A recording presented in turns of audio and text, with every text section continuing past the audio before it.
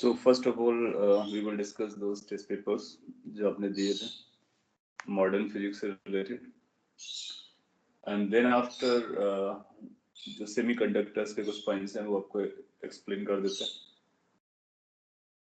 So first question, why first graph won't come?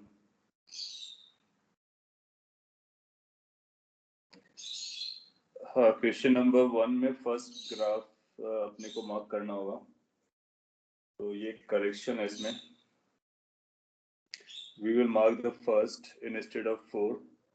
4 में इस line के नीचे दिखाया गया और फर्स्ट में जो सैचुरेशन करंट है वो सेम रह जाएगी.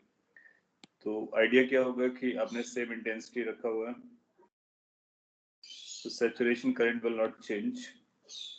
और सिंस इसकी एनर्जी बढ़ा दी है तो स्टॉपिंग वोल्टेज विल चेंज. तो ग्राफ वहीं से आएगा और दूर जाएगा. सो फर्स्ट में 3 से आगे जा रहा है और उसी को टच कर रहा है, इसलिए हम फर्स्ट को मार्क करेंगे.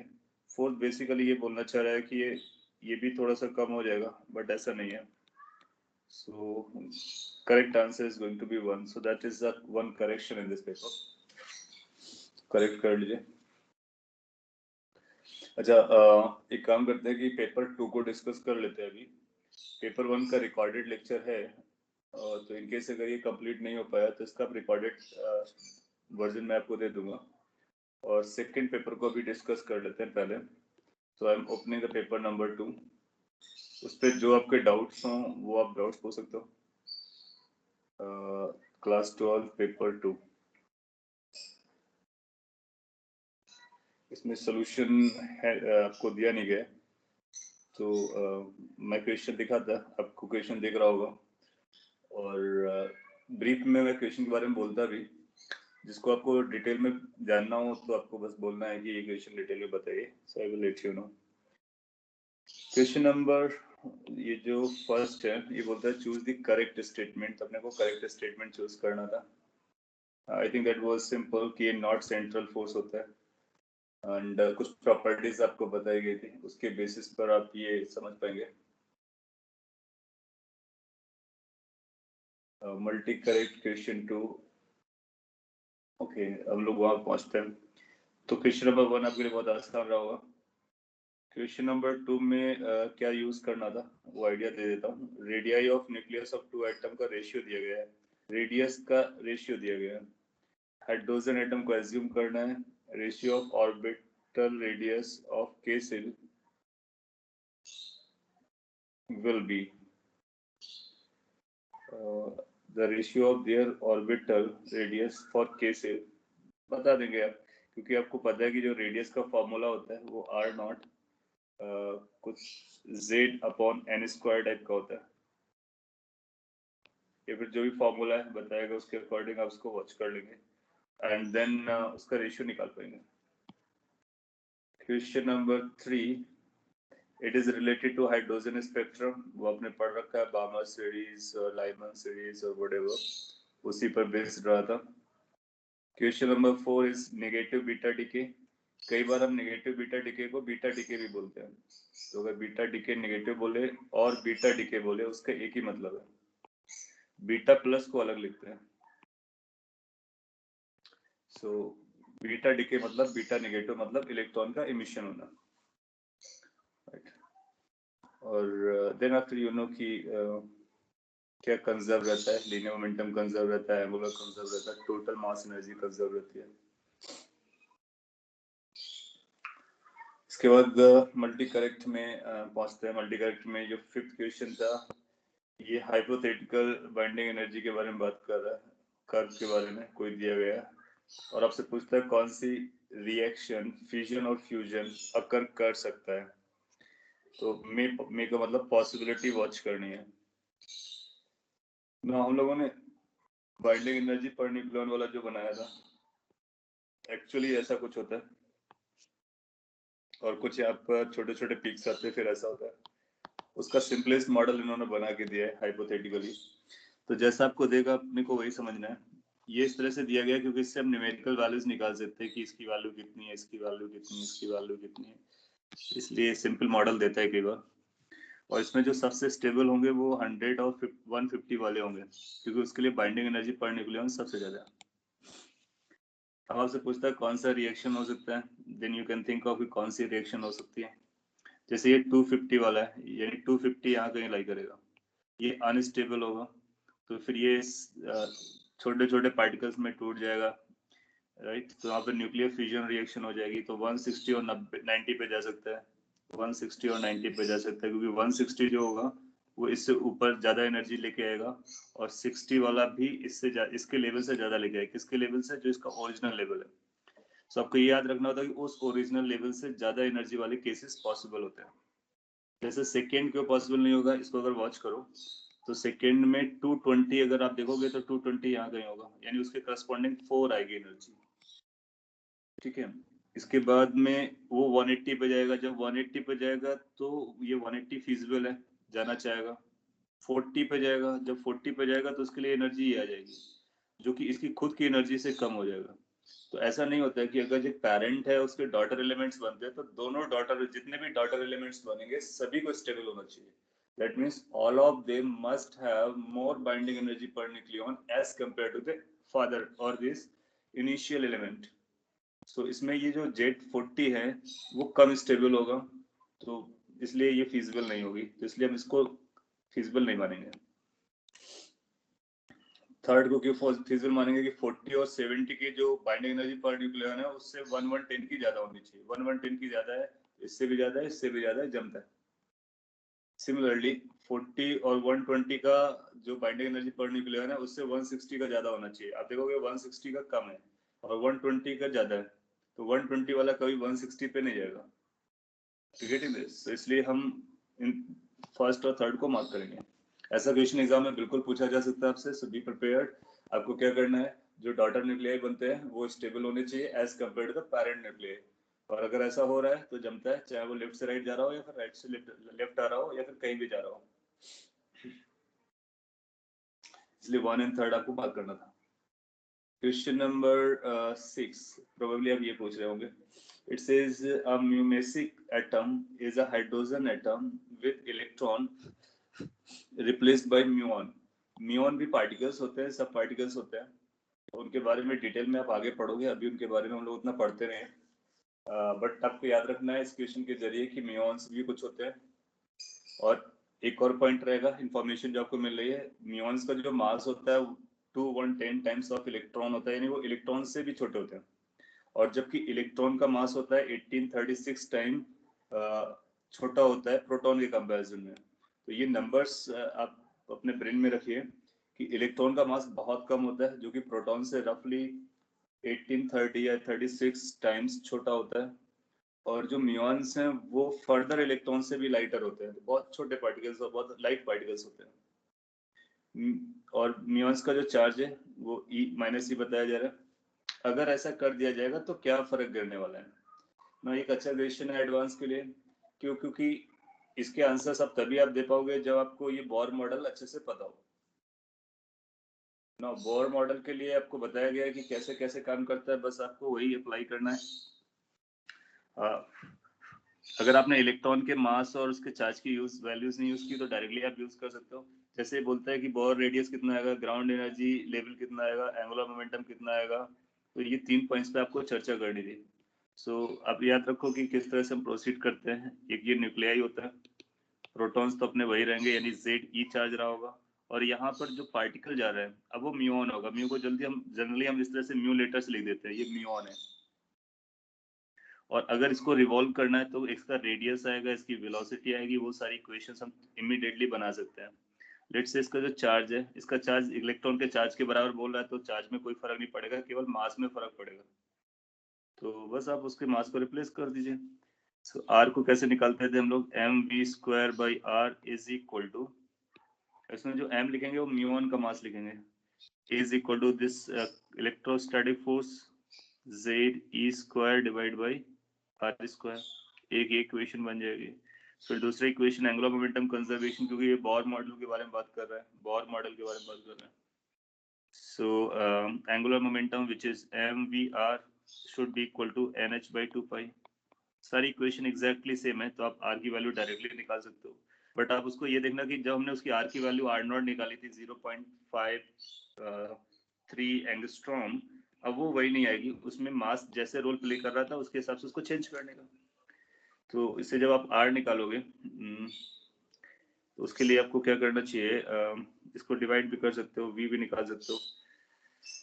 एक मिनट के लिए मैं आपको अगर आर के बारे में निकाल के बताऊं तो अपने what we did was this कि आपस में डिवाइड कर देते हैं, तो ये बनेगा v and this was like k z e square divided by nh 2 pi.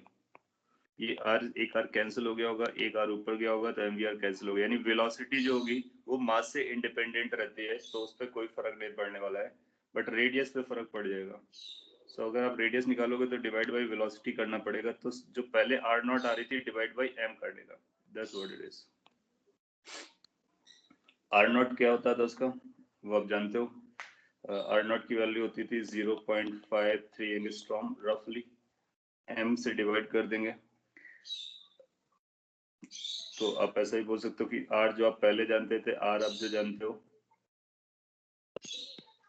r जो इलेक्ट्रॉन केस में होता है, r जो म्यूऑन केस में होता है, दोनों में क्या रेशियो जाएगा, mass of muon divide by mass of electron. So R for muon case will become equal to mass of electron divided by mass of muon into R of electron. इसके बाद आप मास ऑफ म्यून्स की value place कर सकते हैं, तो वहां से हमको रेडियस, एटम के रेडियस के बारे में पता चल जाएगा। एनर्जी निकालने के लिए फिर हमने को देखना होगा कि मास का कैसे रोल आ रहा है, तो उस तरह से एनर्जी को कैलकुलेट कर लेंगे। मोमेंटम देखने के लिए बात, मोमेंटम आप देखोगे मोमेंटम में कोई चेंज नहीं पड़ता है, एल की वैल्यू एन एच बाई 2 पाई होती है, तो अभी भी एच अपॉन 2 पाई का इंटीग्रल बढ़ेगा। ग्राउंड स्टेट की बात कर रहा है तो एन को 1 लेंगे, तो ये तो ऑब्वियसली करेक्ट हो जाएगा। थर्ड करेक्ट हो गया तो फोर्थ करेक्ट नहीं होगा। और अब देखोगे कि यहाँ से भी आप आंसर निकाल सकते हो, क्योंकि ये एम ई ऊपर है, म्यूऑन नीचे है, इसका मतलब ये 0.5 से तो बड़ा ही आएगा, 0.53 एंगस्ट्रॉम से तो ज्यादा ही आएगा, जबकि ये कम दे रहा है, इसलिए इसको एक्सेप्ट नहीं करेंगे। सिमिलरली एनर्जी के बारे में बात कर सकते हैं। तो क्वेश्चन नंबर 6 के लिए आपको क्या करना होगा, बेसिक इक्वेशन बनाइए और एक्सप्रेशन निकालिए, फिर देखिए मास का क्या रोल आ रहा है। केवल आपने मास को चेंज किया है, इलेक्ट्रॉन की जगह कोई दूसरा पार्टिकल को इंट्रोड्यूस किया है, जिनको म्यूऑन्स कहते हैं। अब अगर एग्जाम में कभी आता है कि म्यूऑन और इलेक्ट्रॉन में कौन भारी होता है, तो आप याद रख सकते हो कि म्यूऑन हल्का होता है, और बहुत हल्का होता है इनफैक्ट, तो प्रोटॉन से बहुत बहुत कम होता है, इलेक्ट्रॉन से भी काफी कम होता है। और चार्ज कितना होता है, इलेक्ट्रॉन के चार्ज के बराबर होता है। म्यूऑन की अपनी कई सारी कैटेगरीज है, वो भी आपके काम की नहीं है, बाद में आप पढ़ेंगे। सेवेंथ में आपको बताना था कि potential energy of hydrogen atom with electron in the ground state is taken as this. ये पेपर 2 है आपका, आई होप आप समझ पा रहे हो। If potential energy in hydrogen atom with electron in the ground state है, इसका मतलब n इक्वल टू 1 है, और पोटेंशियल एनर्जी की बात कर रहा है, वो आपको दिया गया है। अच्छा, उसकी पोटेंशियल एनर्जी 0 लेनी है। अच्छा, ये भी एक अच्छा सवाल है। पोटेंशियल एनर्जी क्या होता है, पोटेंशियल एनर्जी हमेशा हम किसी के रेफरेंस में बात करते हैं, तो जो हम लोगों ने आंसर्स निकाले थे हाइड्रोजन एटम के लिए, वो इनफाइनाइट को 0 पकड़ के निकाला गया था। अब इसने कहा कि पोटेंशियल एनर्जी जो ग्राउंड स्टेट है उसको हम इतना लेना चाहें, फिर क्या होगा। तो ये तो अच्छा सवाल बनता है, तो इसको कैसे समझते हैं, समझ लेते हैं। देखो क्या होगा कि आप एनर्जी को ड्रॉ कर लीजिए। कुछ एनर्जी लेवल्स हम लोग ऐसे जानते हैं कि ये एनर्जी लेवल होता है, फिर ऐसे बहुत सारे एनर्जी लेवल्स हम ड्रॉ करते हैं हाइड्रोजन एटम में। और अपने को कुछ रूल्स भी पता है, जैसे कि पोटेंशियल एनर्जी की जो वैल्यू आती है that used to be double of this, -2 × 13.6। Hydrogen atom है तो फिर इतना ही इलेक्ट्रॉन वोल्ट। काइनेटिक एनर्जी, ये ग्राउंड स्टेट की हम लोग बात कर रहे हैं, अदरवाइज आप इसको n² से डिवाइड कर दोगे सभी स्टेट को अगर कंसीडर करना है तो। पोटेंशियल की एनर्जी बात, काइनेटिक एनर्जी कैसे लिखते हैं, 13.6 divide by n² electron volt, you remember that. और टोटल एनर्जी कैसे लिखते हैं, दोनों को सम कर देते हैं, तो ये माइनस डबल होने की वजह से ये -13.6 बचता है। ये तीनों को आपको सेपरेटली याद रखना है। पॉइंट इसकी काइनेटिक एनर्जी का मैग्नीट्यूड टोटल एनर्जी के मैग्नीट्यूड के बराबर होता है और पोटेंशियल एनर्जी का मैग्नीट्यूड बाकी दोनों के मैग्नीट्यूड से डबल होता है, बट वो पोटेंशियल नेगेटिव होता है क्योंकि वो बाइंड करके रखते हैं। अच्छा, ये सारे आंसर्स हमको किसके रिस्पेक्ट में थे? इनफाइनाइट को, जब हमने इनफाइनाइट को 0 पकड़ा हुआ था। अब इसने कहा है कि अपने को इनफाइनाइट को भूल जाने का, अपने को क्या पकड़ना है कि जो ग्राउंड स्टेट है उसको 13.6 लेना है। अगर हमने इस ग्राउंड स्टेट को 13.6 लेना चाहें, इसको 13.6 इलेक्ट्रॉन वोल्ट बनाना चाहते हैं, तो हमको इसमें कुछ एडजस्टमेंट करने पड़ जाएंगे। तो ये basically upon n square type का हो जाएगा। तो इसके लिए हमको कितना एड अप करना पड़ेगा, यानी पोटेंशियल एनर्जी को कितना अचीव करने के लिए एक नंबर आपको यहाँ पे ऐड करना चाहिए। रेफरेंस में चेंजेस आ रहे हैं, सो उसके लिए हम ऐसा बोल लेते हैं कि प्लस सम यू नॉट आप ऐड करो, यू नॉट ऐड करो, सो दैट ये हो जाए। अब यू नॉट कितना आना चाहिए, वो आप देख सकते हो कि क्या यू नॉट की वैल्यू कुछ ऐसी आ जानी चाहिए जो minus this should be plus 3 times 113.6 divide by n square electron volt. इसका मतलब हर लोकेशन की पोटेंशियल एनर्जी इस अमाउंट से बढ़ जानी चाहिए। तो अगर हम इस अमाउंट से हर लोकेशन की पोटेंशियल एनर्जी बढ़ाते हैं तो ग्राउंड वाला जो केस है वो 13.6 के करस्पॉन्डिंग आ जाएगा, 13.6 के करस्पॉन्डिंग आ जाएगा जो हमको चाहिए था। और वो एन स्क्वायर से इसलिए डिवाइड किया हुआ है क्योंकि ताकि सबके बारे में पता चल जाए। अब अपने को आंसर्स देने हैं, तो हम लोग क्या करेंगे कि जिस तरह से हम पहले आंसर्स निकालते थे वो निकालेंगे और इसको हम ऐड कर देंगे एक्स्ट्रा। जैसे अब बोलता potential energy first excited level की, तो हम बोलेंगे potential energy first excited level की अपने पास आती थी minus 13.2 times 13.6 divide by n square, that is 2 square आएगा। उसमें हमने को कितना ऐड कर देना है, ये 3 into 13.6 divide by 2 square. Basically ये कितना बन जाएगा, 13.6 by 2 square, that is 4, which is फिर इसको हम लोग डिवाइड कर देंगे। Potential energy in the first excited state, तो फर्स्ट एक्साइटेड स्टेट में हम 2 स्क्वायर से डिवाइड करेंगे तो ये 3.4 इलेक्ट्रॉन बनेगी। 3.4 नहीं बनना चाहिए क्योंकि ऊपर जाने पर हमारी पोटेंशियल एनर्जी बढ़ती है। एक मिनट, इसको मैं करेक्ट कर देता।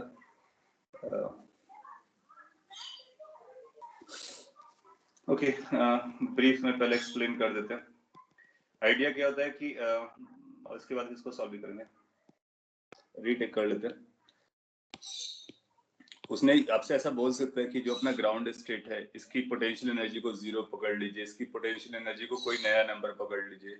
वो इसलिए क्योंकि हम लोग जानते हैं कि जब हम पोटेंशियल एनर्जी लिखते हैं तो किसी रेफरेंस के रिस्पेक्ट में लिखते हैं, और ये जो रेफरेंस होता है वो हमको आंसर देता है। अभी हम लोग लेते थे इनफाइनाइट के रिस्पेक्ट में, तो उसके हिसाब से अपने को आंसर मिलता था कि किसी भी लेवल की अगर nth लेवल के पोटेंशियल एनर्जी लिखते थे with respect to infinite, so इसको लिखा जाता था minus 2 into 13.6 divide by n square into Z square electron volt. ये इसका पूरा फॉर्मूला बना था। So this was u at any level is equal to u at infinite और रेफरेंस लेवल। अब इनफाइनाइट को आप चाहो तो रेफरेंस बोल सकते हो कि आपका रेफरेंस लेवल कितना था, तो उस समय हम लोग इनफाइनाइट को रेफरेंस लिया करते थे। तो ये एक फॉर्मूला रहता है, 2 से क्यों मल्टीप्लाई कर रहा है ये आपको समझ में आना चाहिए। अब ये कैसे आ रहा होगा मैं एक बार फिर से बोल देता हूँ अगर वो समझ में नहीं आ रहा है, क्योंकि आपको पता होता है कि जो टोटल एनर्जी होती है वो ये होती है, और आप लोगों ने बात की थी कि जो टोटल एनर्जी का मैग्नीट्यूड होता है वही काइनेटिक एनर्जी का मैग्नीट्यूड होता है और वही पोटेंशियल एनर्जी के मैग्नीट्यूड का हाफ होता है। तो पोटेंशियल एनर्जी डबल होती है, और वो जब डेरिवेशन किया था बोर मॉडल का तब ये निकला था, आपस में ये रिलेशन रहते हैं, राइट। तो अब क्या हो रहा है कि हमारा रेफरेंस चेंज हो रहा है, तो अगर रेफरेंस चेंज हो रहा है तो उसके अकॉर्डिंग हमने को ये चेंज करना है कि हमारी नई पोटेंशियल एनर्जी कैसे आएगी। तो इसने बोला कि जो ग्राउंड की पोटेंशियल एनर्जी है उसको अपना पकड़ना है 13.6 प्लस। हम लोग जानते हैं कि ग्राउंड किसी भी लेवल की पोटेंशियल एनर्जी ये होती है, 1 मिनट के लिए अगर इसको ग्राउंड को लेके चले तो ग्राउंड में हम n स्क्वायर को हटा देंगे। तो अगर हमको 13.6 बनाना है तो क्या हमको कुछ पोटेंशियल एनर्जी ऐड अप करनी चाहिए, कुछ पोटेंशियल एनर्जी ऐड अप करनी चाहिए, तभी हो पाएगा। तो वो रेफरेंस वाला टर्म आपको ऐड करना पड़ेगा। रेफरेंस वाला टर्म इतना ऐड करना पड़ेगा कि ताकि ग्राउंड का 13.6 हो जाए। ये ग्राउंड के लिए, ग्राउंड बोले तो n = 1 के लिए।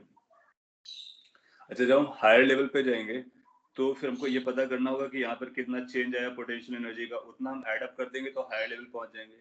उसके बाद फर्दर ऐड अप कर देंगे पोटेंशियल एनर्जी का चेंज का, तो हायर लेवल पे पहुंच जाएंगे। आपको ये भी पता होता है कि जो चेंज इन पोटेंशियल एनर्जी होती है वो रेफरेंस पे डिपेंड नहीं करता है, लेकिन पोटेंशियल एनर्जी रेफरेंस पे डिपेंड करती है। तो जब हम इसका पोटेंशियल एनर्जी U1 निकालेंगे, U2 निकालेंगे, U3 निकालेंगे, ये सारे इंडिविजुअल नंबर्स जो होंगे वो डिपेंड करेंगे हमारे किस बात पर, रेफरेंस पॉइंट पर डिपेंड करेंगे कि रेफरेंस क्या लिया है। लेकिन अभी भी U2 माइनस U1 आएगा, दोनों पोटेंशियल एनर्जी का चेंज ऊपर। ओके, हम लोग जानते हैं कि ऊपर जाते हैं तो पोटेंशियल एनर्जी बढ़ती है, तो बढ़ती है तो उसको हम ऐसा भी लिख सकते हैं कि जो U1 माइनस U2 होगा, change in potential energy first order. आप जानते हो कि टोटल एनर्जी में 10.2 इलेक्ट्रॉन वोल्ट का चेंज होता है, तो उसका 2 फैक्टर चलेगा। तो 2 into 10.2 इलेक्ट्रॉन वोल्ट का चेंज आने वाला है। That means how much, 20.4 electron volt ज्यादा पोटेंशियल एनर्जी होगी सेकेंड लेवल की, that is first excited level. तो अगर हमको सेकेंड की एनर्जी बतानी है तो अपने को क्या करना होगा कि अपने को ये चेक करना होगा कि ग्राउंड की कितनी है। तो U1 का नाम ये दे रहा है 13.6 इलेक्ट्रॉन वोल्ट। तो क्या हम U2 बता सकते हैं? इस इक्वेशन को यूज करके हम U2 बता सकते हैं। तो U2 की वैल्यू अपने को मिल जाएगी, मैंने इसको पहले से ही लिखा था, एक बार फिर से करेक्ट कर देता हूँ। ये U2 माइनस U1 होगा, क्योंकि ऊपर जाने पर पोटेंशियल एनर्जी बढ़ती है। तो कुछ पॉइंट्स अपने को याद रखना, ऊपर जाने पर पोटेंशियल एनर्जी बढ़ती है, तो जो डिफरेंस आएगा वो पॉजिटिव तभी आएगा जब हम हायर माइनस लोअर करेंगे। और U1 की वैल्यू 13.6 है। अब चेक करते हैं यहाँ से U2 कितना आएगा। U2 की वैल्यू आएगी U1 प्लस 20.4। U1 कितना दिया था, 13.6 plus 20.4। Can we add this up? अगर हम लोग इसको ऐड करते हैं 0.6 0.4 मिलकर के 1 बना देगा नेक्स्ट के लिए, और ये 34, so that will become 34 electron volt. और फर्स्ट ऑप्शन कहता है कि फर्स्ट एक्साइटेड लेवल की पोटेंशियल एनर्जी क्या 34 इलेक्ट्रॉन वोल्ट होगी? आप बोलोगे यस। टेक योर टाइम, समझ लीजिए। अगर नहीं आ रहा है तो फिर मैं एक बार फिर से बोल देता हूँ। ये पोटेंशियल एनर्जी के कॉन्सेप्ट पे बेस्ड है कि पोटेंशियल एनर्जी डिफरेंस रेफरेंस पर डिपेंड नहीं करता है, जबकि पोटेंशियल एनर्जी हमेशा रेफरेंस पे डिपेंड करती है। तो अगर हम 1 की पोटेंशियल एनर्जी बताएंगे तो 2 की हम डेफिनेटली बता सकते हैं just by measuring what is the differences. और जो पोटेंशियल एनर्जी में डिफरेंस आता है वो एनर्जी के डिफरेंस से डबल होता है। इस पॉइंट को यूज किया गया है। टोटल एनर्जी का डिफरेंस से डबल होता है पोटेंशियल एनर्जी का डिफरेंस। और आप ये फर्स्ट लेवल का एनर्जी डिफरेंस जानते हो 10.2 इलेक्ट्रॉन वोल्ट है, इसलिए मैंने यहाँ पे 2 का फैक्टर लगाया, तो ये 20.4 हो गया। और ऊपर हायर होता है इसलिए हायर माइनस लोअर किया, लोअर हमको पता था तो हायर पता चल जाएगा। अब आप किसी भी लेवल की पोटेंशियल एनर्जी नए रेफरेंस से बता सकते हो। सपोज कर लीजिए 3 के बारे में पूछेगा तो फिर आप ये एनर्जी लेवल पहले निकालो टोटल, उसका डबल करो और U3 माइनस U2 करो, U2 आपको पता चल गया, वो काम दे जाएगा। या फिर डायरेक्टली 1 से 3 को कंपेयर कर लो, तब भी चलता है। Is it making sense? अगर ये मेकिंग सेंस है तो फिर हम टोटल एनर्जी के बारे में बात करेंगे। टोटल एनर्जी के बारे में कैसे बात करेंगे? आपको पोटेंशियल एनर्जी सेकंड लेवल का मिल गया है। काइनेटिक एनर्जी हमारा रेफरेंस पे डिपेंड नहीं करता है, तो काइनेटिक एनर्जी वही रहेगा जो ओल्ड फॉर्मूला था, इसी फॉर्मूला से गवर्न होगा। लेकिन टोटल एनर्जी हमारा अफेक्ट हो जाएगा क्योंकि टोटल एनर्जी में पोटेंशियल भी आता है। So kinetic energy is this reference independent, तो ये वही रहेगा। अब आपने नया पोटेंशियल एनर्जी निकाला है, तो अगर आपको E2 निकालना होगा तो E2 के लिए क्या बोलेंगे? सेकेंड का लेवल का energy is equal to kinetic energy of the second level plus potential energy of the second level. Do we know what is the kinetic energy of the second level? तो kinetic energy second level की वही होती है जो potential total energy हुआ करती थी पहले। आपको याद है जो एनर्जीज का हम लिस्ट करते थे, that means it used to be 3.4, कितना था 3.4। So that used to be 3.4 electron volt, ये काइनेटिक एनर्जी हो जाएगी। नया पोटेंशियल एनर्जी कितना है? 34 electron volt. So total energy कितना हो जाएगा? 37.4 इलेक्ट्रॉन वोल्ट हो जाएगा।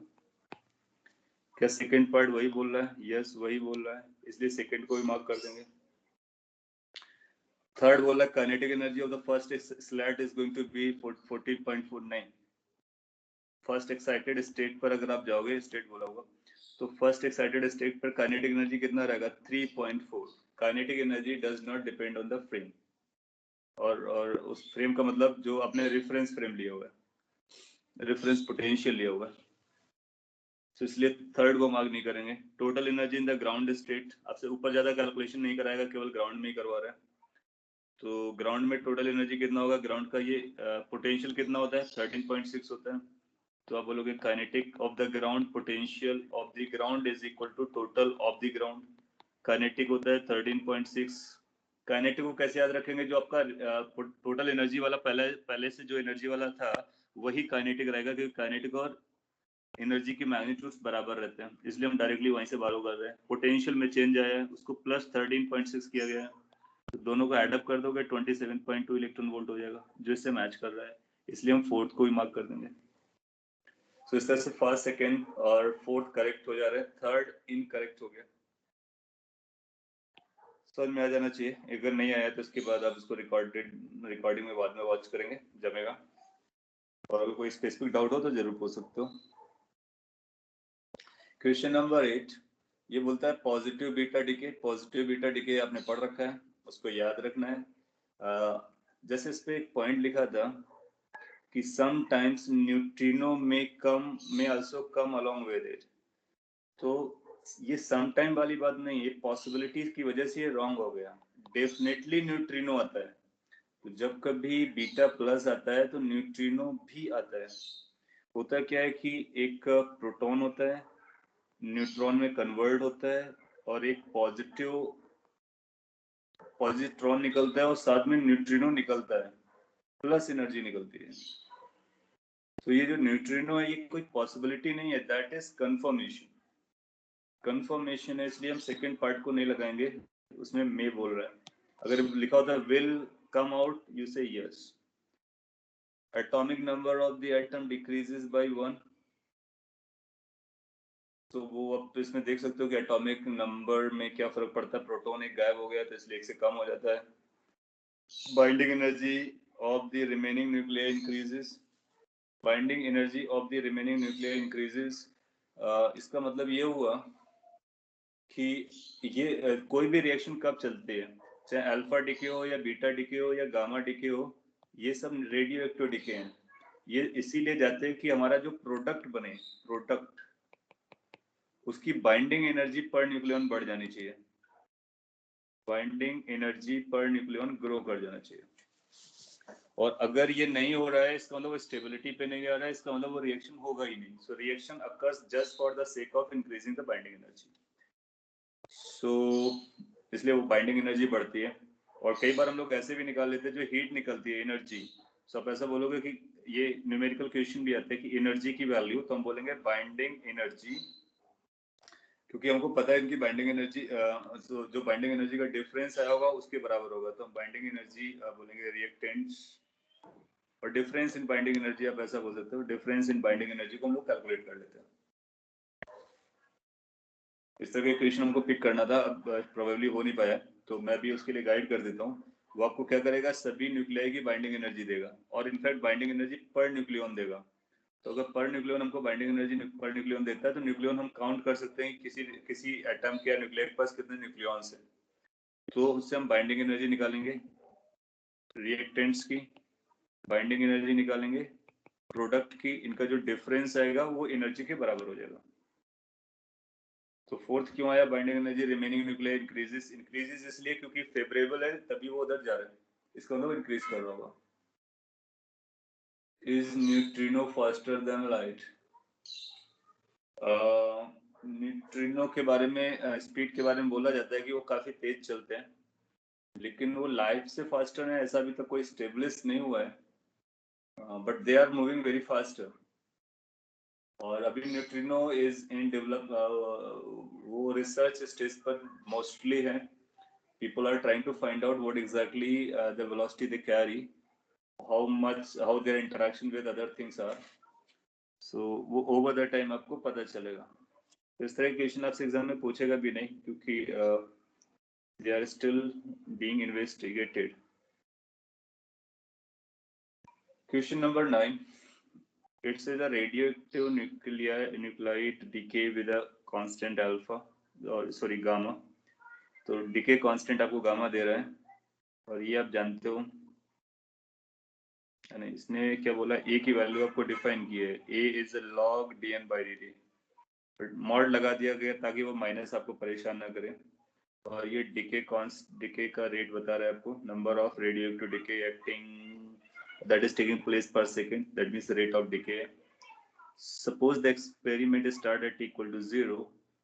The curve between a and t is shown in the adjacent figure. a पहली बार देखते हैं, a क्या बताया इसने, a is a log of dn by dt. इसको हमने यूज करना है, और फिर ऑप्शन देने, ये ग्राफ दे दिया गया है, स्ट्रेट लाइन आ जाएगा. इससे अपने को बहुत सारी चीजें बतानी है. सो अब देखो कि a क्या होता है. a is equal to log mod of dn by dt आपको दे रखा है. फिर आपको पता होता है कि mod of dn by dt अगर आप निकालोगे तो इसकी वैल्यू लेमडा इंटू एन के बराबर आ जाएगी, है ना. फिर n की वैल्यू आप ऑलरेडी सेटल डाउन कर चुके हो, n not E rest power minus lambda T आती है, isn't it? और ये dn बाई dt की वैल्यू है, since this is the value of. तो a की वैल्यू क्या आ जाएगी, इस पे लॉग लगा लो, तो आएगा log of lambda N naught e raise to power minus lambda into t. Simplify करते हैं तो ये बनेगा log A N lambda N naught को एक साथ रख लो, plus log e raise to power minus lambda t, right.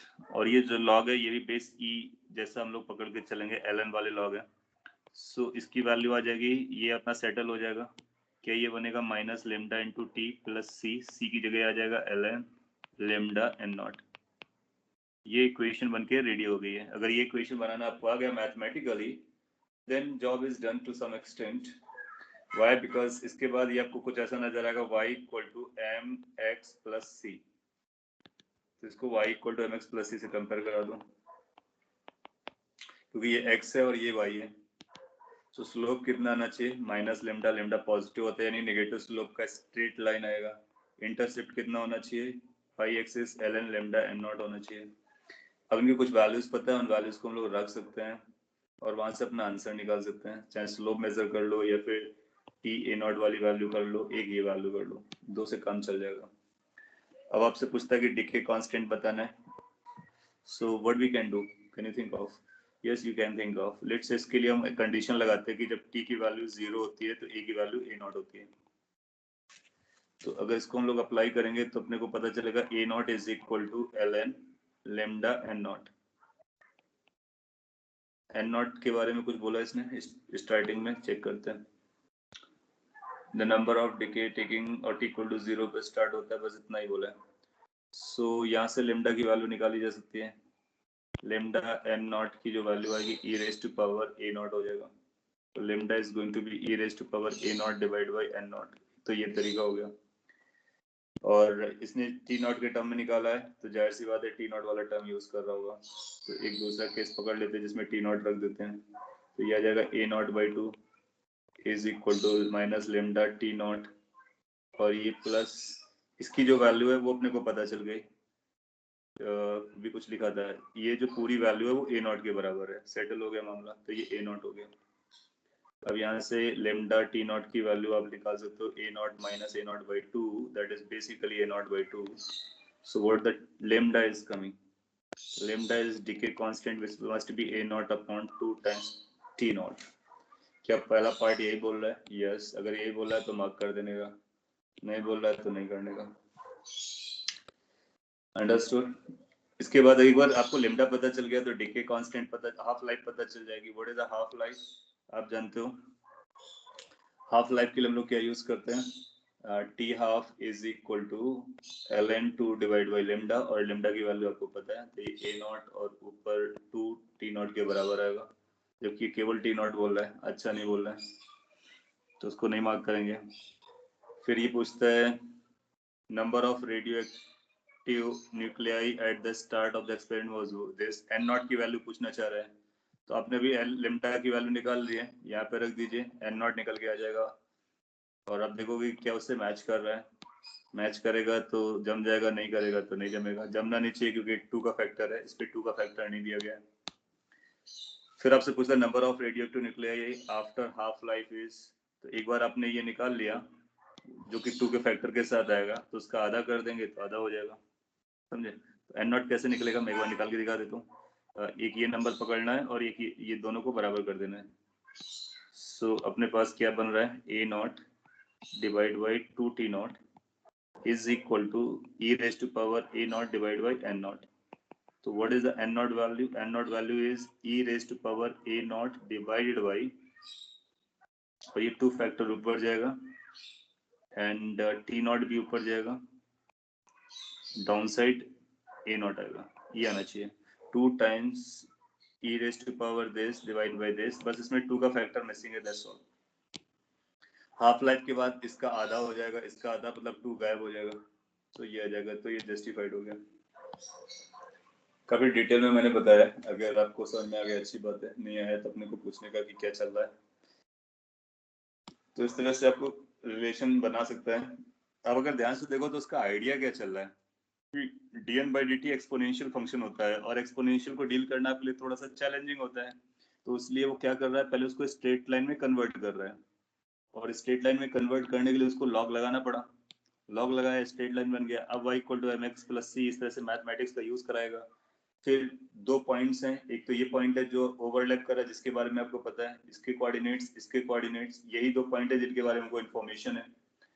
सो ये t इक्वल टू 0 के लिए है, ये t नॉट और ये सब दे रखा है। बस दोनों उस जो स्ट्रेट लाइन की इक्वेशन है उस पर बस ये दोनों वैल्यूज को अपने को रखना है। रखने के बाद जो भी आएगा उसको सेटल कर देना है, जो पूछा गया उससे रिलेटेड आंसर मिल जाएगा।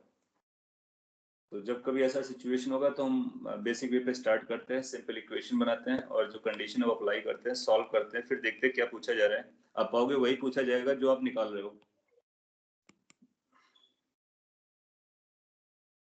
Question number 10 that was easiest, Bohr model से लेकर के था। इनके एक्सप्रेशंस आपको पता होंगे तो आप बता सकते हो कि कौन किस पे डिपेंड कर रहा है, एन क्यू पे कौन कौन डिपेंड करता है। तो इसको आप बहुत अच्छे से प्रिपेयर कर लो कि आर का एक्सप्रेशन क्या होता है, वी का एक्सप्रेशन क्या होता है, ई का एक्सप्रेशन क्या होता है, टाइम पीरियड क्या होता है, फ्रीक्वेंसी क्या होती है बोर मॉडल के लिए, और वो एन पर कैसे डिपेंड करते हैं। क्योंकि उस अगर आप अच्छे से प्रिपेयर करोगे तो आप जल्दी आंसर दे दोगे। और अभी एक और क्वेश्चन आपने देखा कि पोटेंशियल एनर्जी में अगर हम रेफरेंस चेंज करेंगे तो क्या करेंगे, तो वो भी अपने को एक पॉइंट समझ में आया। इसके बाद ये इंटीजर टाइप है। इंटीजर टाइप में जो 11th है that says if the frequency of k alpha x-ray emitted from the element of atomic number this is f। तो फ्रीक्वेंसी का फॉर्मूला आपको पता होता है, लेकिन ये एक्स-रे के अल्फा लाइन के बारे में बात कर रहा है, ठीक है। if the frequency of k alpha x-ray emitted from the element of atomic number this is given by this, तो x की वैल्यू बतानी है। और आपसे बोला assume that screening constant, यानी स्क्रीनिंग इफेक्ट को आपको ध्यान में रखने का। तो z की बजाय हम z-1 यूज करेंगे, k अल्फा के लिए 1 होता है। तो अपने पास एक फॉर्मूला था, उस फॉर्मूले को आप यूज कर सकते हो। What was that formula, it was like कि √f मोजलीज फॉर्मूला आप याद रख सकते हो, a z-1, ये अपने को अप्लाई करना है। And that's I think it's over. k alpha line के लिए a की वैल्यू क्या होती है वो आपको पता रहती है, और अगर नहीं पता है तो इट्स ओके, बिकॉज अपने को रेशियो निकालना है। इसमें पूछा क्या है, इसने पूछे हैं given by this then x is, अच्छा फ्रीक्वेंसी आपको दी गई, बस हो गया ना। अब दूसरा आप लिखो √f डैश हो जाएगा, a वही रहेगा, k अल्फा के लिए z डैश हो जाएगा, -1 हो जाएगा, डिवाइड कर लो। एंड इसके बाद इससे z-1 करोगे तो ये 30 आ जाएगा, ये 50 आ जाएगा, अंडर रूट में आएगा, सिंपलीफाई करोगे आंसर आ जाएगा। या फिर आप बोर मॉडल भी लगा सकते हो, क्योंकि k अल्फा लाइन का मतलब क्या होता है, n equal to 2 to n equal to 1, इस ट्रांजिशन को यूज कर सकते हो, वहां से भी जमेगा। तो स्क्रीनिंग कांस्टेंट, स्क्रीनिंग इफेक्ट और जेड का कैसे रिलेशन चलता है वो अपने को याद रखना है। हाँ, न्यूमेरिकल जैसे ये एक क्वेश्चन आया, न्यूमेरिकल है, सिमिलर टाइप के क्वेश्चन आपको मिल सकते हैं एग्जाम में, तो कैसे सॉल्व करेंगे उसके बारे में आपको आइडिया दे देता हूँ। कुछ लोगों ने आंसर निकाला है, अगर कुछ लोगों को टफ गया होगा, और ये देखने में लगता है बहुत लेंथी है, बहुत कैलकुलेटिव है, बट आप थोड़ी सी प्रैक्टिस करोगे तो थोड़ी सी कैलकुलेशन के बाद आप आंसर निकाल सकते हो। आइडिया ये कि बहुत सारी जनता छोड़ देती है, तो आपको छोड़ने का नहीं, क्योंकि ये स्कोरिंग है और यही डिफरेंस क्रिएट करता है। ये बोलता है कि एक ये रेडियम है और ये न्यूक्लियाई अल्फा डिके करता है, उसकी इक्वेशन भी आपको दे रखी है। Q value of this reaction निकालनी है अपने को, क्यू वैल्यू का इंटीग्रल पार्ट बताना है, दैट्स व्हाट इट इज। तो क्यू वैल्यू हम लोग कैसे निकालते हैं, कई तरह से निकाल सकते हैं। हम लोगों ने बात की थी क्यू वैल्यू निकालने के लिए डेल्टा एम निकालेंगे, सी स्क्वायर करेंगे, और अगर डेल्टा एम, फिर ये देखा था कि डेल्टा एम को हम एमयू में निकालेंगे, और ये सब हमको एमयू में दिया गया, इसके बाद 931.5 से मल्टीप्लाई कर देंगे, ये मेगा इलेक्ट्रॉन वोल्ट में आ जाएगी, और ये मेगा इलेक्ट्रॉन वोल्ट में ही बोल रहा है, इसका मतलब हमको ये नंबर निकालना है। सारे नंबर आपको एमयू में दिए हैं, तो मास डिफेक्ट निकाल लेते हैं। मास डिफेक्ट का मतलब क्या होता है कि जो प्रोडक्ट का मास माइनस रिएक्टेंट्स का मास, इसका मास माइनस इनका मास, और आपको सारे के मास दिए गए। पहले का जो मास दिया गया वो कितना दिया गया, 226.025406, देखने में बड़ा नंबर है, चलता है। इसके बाद 86 वाले का दिया गया है जो प्रोडक्ट बना है, 222.017574, और इसी के साथ आपको ऐड करना होगा ये हीलियम का जो निकला है यहाँ पर, एंड दैट इज 4.002603। ये एमयू में आंसर आ जा रहा है। जब आप इसको सिंप्लीफाई करोगे, तो इसके बाद एक नंबर आ जाएगा, जो भी नंबर आ रहा है बस यही अपने को आंसर पहुंचा देगा। थोड़ी देर बाद क्या करना है, इसी नंबर के लिए को 931.5 से मल्टीप्लाई कर दो, और फिर जो भी नंबर आएगा उसका इंटीग्रल पार्ट ले लेने का, ग्रेटेस्ट इंटीजर ऑफ एक्स, जैसे कि सपोज के लिए आता है 4.023 मेगा इलेक्ट्रॉन वोल्ट, तो 4 अपने को आंसर बोल देगा। I have given just idea. इसके बाद ये ऐड करना, सब्ट्रैक्ट करना आपको आता है, फिर 19 से मल्टीप्लाई करना आपको आता है। तो इस तरह के आप कपल ऑफ क्वेश्चंस कर लो, और ज़्यादा प्रोबेबिलिटी रहती है कि वैसा क्वेश्चन पूछ सकता है आपसे। तो जल्दी से आपको मास डिफरेंस निकालना है, मास डिफेक्ट, और इस नंबर से मल्टीप्लाई करना है, कोई कन्वर्जन नहीं है, डायरेक्ट आपका आंसर है, और वो मेगा इलेक्ट्रॉन वोल्ट में ही पूछेगा जनता। This was like NCERT example. हाँ, बस एनसीईआरटी पर आपका जो एग्जाम में पूछेगा वो एनसीईआरटी लेवल पे ही रहता है, मेंस को लेकर के, और एडवांस में भी पूछेगा तो सिमिलर टाइप का ही क्वेश्चन पूछ पाएगा, because they consider it to be competitive enough. Question number 13, it says ionization counter is used to investigate the disintegration rate of a certain radioactive sample. तो किसी रेडियोएक्टिव सैंपल के disintegration rate को major किया जा रहा है। At the start of the experiment, the counter gives these pulses in this second. 3 days after, it gives these pulses in this second. Half life आपको बतानी है। So करने को क्या है कि आपको दो इन्फॉर्मेशन दिया गया है, तो रेट ऑफ पल्सेस हम लोग कैलकुलेट कर लेते हैं। जैसे ये हम लोग बोलते हैं minus dn/dt is equal to lambda n के बराबर होता है, और ये जो है पल्स रेट है डिसइंटीग्रेशन का, और ये n नंबर ऑफ न्यूक्लियाई है उसी टाइम पर जिस समय ये स्टार्ट होता है। तो t इक्वल टू 0 की स्टोरी क्या है कि जो रेट ऑफ पल्सेस है इनकी मैग्नीट्यूड की अगर हम बात करें तो ये आएगा 141 डिवाइड बाई 20, ये लेमडा n नॉट के बराबर होता है। लेकिन जब आपका टाइम 3 डेज हो जाता है, 3 डेज, अच्छा जो डिके होता है, कुछ डिके सेकेंड्स में होते हैं, कुछ मिनट्स में होते हैं, कुछ डेज में होते हैं, कुछ आवर्स में होते हैं, कुछ मंथ्स में, ईयर्स में, मिलियंस ईयर्स में, तो उनका कोई अपना रेंज नहीं है। They can be on any time scale, depending upon कौन सा रेडियोएक्टिव सैंपल आपने लिया है। तो उसके बाद कितना इसका डिके रेट बना होगा, 100 पल्सेस आपको मिल रहा है 20 सेकेंड में। इसके लिए लेमडा उस टाइम करा होगा जब आपने 3 डेज वाली बात करी है। तो यहाँ से हम ये पता कर लेंगे कितना चल रहा है, इसके साथ इनको डिवाइड कर लीजिए। तो n अपॉन n नॉट की वैल्यू आपको पता चल जाएगी 3 डेज के अंदर कितना गया है। तो n को ऊपर कर लिया, n नॉट को नीचे कर लिया, तो ये 141 अपॉन 100 आ जाएगा, यानी ये 1.41 और 1.41 बेसिकली √2 टाइम्स होता है। अच्छा, अब अपने को क्या करना है, इसका हाफ लाइफ बताना है। तो हम अपने पास आइडिया है कि n की जो वैल्यू होती है वो होती है n naught e raise to power minus lambda T. इसको सिंप्लीफाई कर लेंगे, n अपॉन n नॉट की वैल्यू √2 आ रही है। कुछ गड़बड़ हुआ, √2 नहीं आना चाहिए था, ये 1/√2 आना चाहिए, क्योंकि n तो छोटा होता है, n नॉट बड़ा है। तो मैंने डिवीजन अदरवाइज किया है, n को ऊपर रखा है तो 100 को ऊपर रखेंगे, पॉइंट है। तो ये बेसिकली 1 अपॉन इतना आएगा, तो ये 1 अपॉन हो जाएगा। ये कॉमन सेंस है कि n कम हो रहा होता है तो n नॉट बड़ा होना चाहिए, √2 की वैल्यू 1 से बड़ी होती है। तो ये डिवीजन प्रॉपर्ली करेंगे तो ये आ जाएगा।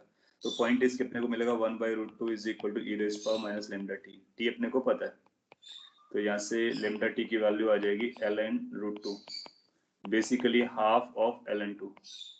तो लेमडा अपने को मिल जा रहा है ln2 divide by 2 into t is 3 days. तो इसको आप कंपेयर करा लो, ln2 divide by t half. तो what is the t half is coming 2 into 3 that is 6 days. वो भी डेज में थी तो ये भी डेज में हो जाएगा, इसलिए 6 आंसर हो जाएगा।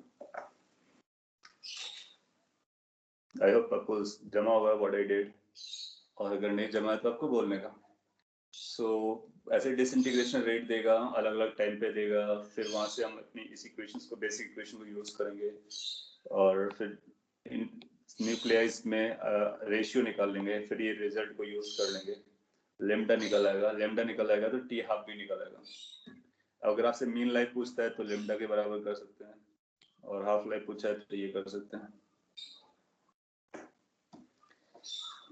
अगर आपको ये भी आ गया तो हम लोग आगे बढ़ जाते हैं, और क्वेश्चन नंबर 14 के बारे में बोल देता हूँ मैं कुछ। Question number 14 says the box contains these many radioactive sample, जिसकी हाफ लाइफ आपको दे रखी है, कितने डेज के बाद इसका मास इतना हो जाता है। तो बताइए, अब आप जानते हो कि व्हाट इज हैपनिंग, लाइक ये इसका डबल टाइम लिया है, तो उसमें कितना हो जाएगा, उसका 1/4 और हो जाएगा। हाफ लाइफ है, तो अगर ये आपने 100 ग्राम लिया था तो 1/2 का स्क्वायर हो जाएगा। 2 हाफ लाइफ है, इसके लिए कितना हो जाएगा, 100 divide by 4, that is how much, 25 ग्राम। तो 25 ग्राम बचेगा, उसको 5n बोल रहे हो, मिलीग्राम या जो भी है, मिलीग्राम था। तो 25 को आप इक्वेट कर लो 5 इंटू n से, तो n की वैल्यू कितनी आ जाएगी, 5 आ जाएगी। सो हाफ लाइफ के आपको पता हो जाएगी कितने हाफ लाइफ हैं, तो उसको उसी पावर पे रख देते हैं, जमता है। क्वेश्चन नंबर 15 भी आप 15 एक्सरे से रिलेटेड है, और क्या बोलता है एक बार देख लेते हैं। Voltage applied to x-ray is given, तो ये एक्सीलरेटिंग वोल्टेज है, मिनिमम वेवलेंथ आ गया। ये भी बहुत सिंपल क्वेश्चन था, आपको क्या करना था, लेमडा मिनिमम का फॉर्मूला लगाना था, जो कि hc/ev होती है। v आपको दे दिया गया है, बाकी आप समझदार हैं। एंगस्ट्रॉम में निकालना है, आप बहुत जल्दी कर सकते हो, 12,400 लगा दो, और ये v को इलेक्ट्रॉन वोल्ट में कर दो, e उसके साथ चला जाएगा, इसको 2000 बोल दो, तो ये 1000 था, तो 20,000 हो जाएगा, rather 20 into k 20,000। And then after you see की डेसिमल्स कैसे जा रहे हैं, तो ये कुछ ऐसा जा रहा है 2 यानी 1.24 divide by 2, these many angstroms, आपका आंसर आ गया। Now you compare, you will get your answer. और इसमें एलन पर यूज किया है, तो एलन लिखा है, क्या लिखा हुआ है, सर इट्स 31 होगा, okay okay, I got confused. N आपको निकालना है, हाँ, तो आप अब इसको क्या कर सकते हो कि इसको आप प्रॉपर कर लो, या फिर इसको डिवाइड कर लो, कंपेयर कर लो, इंटीजर पता चल जाएगा। सो पॉइंट इज कि कैलकुलेशन भी बहुत आसान हो जाती है अगर आपकी थोड़ी सी प्रैक्टिस है, और निकालना भी बहुत आसान होता है। Question number 16, intensity versus wavelength of x-rays graphs are two different target elements का आपको दिया जा रहा है। If the number of protons in an atom of target element 1 is this, proton की पॉपुलेशन दे दी, यानी z वैल्यू दिया गया है, तो प्रोटॉन आपको दूसरे टारगेट का बताना है, तो देखना पड़ेगा क्या चल रहा है। अच्छा, ये चल रहा है, तो पॉइंट इसकी एक का z आपको पता है, इसका z आपको बताना है, यही स्टोरी चल रही है और आपको ये पता हुआ है ट्रांजिशन वाला पार्ट। सो सारे के अल्फा हैं, तो के अल्फा के लिए जो डेल्टा ई आती है वो बेसिकली आती है ई ऑफ, ऊपर जाने पे ई आपकी बढ़ती है ना, तो ई एल माइनस ई के आता है, और ई एल माइनस ई के लिए आप लिखते हो कितना 13.6 जेड स्क्वायर डिवाइड बाई, इसको अगर हम प्रॉपरली करें तो कैसे बोलेंगे 13.6 और ideally -3.4 minus of -13.6 in bracket Z square, that's how we should do. इसके बाद ये कितना बन के आएगा वो आपको पता है 10.2 इलेक्ट्रॉन वोल्ट जेड स्क्वायर, ये अपने को पता चल गया।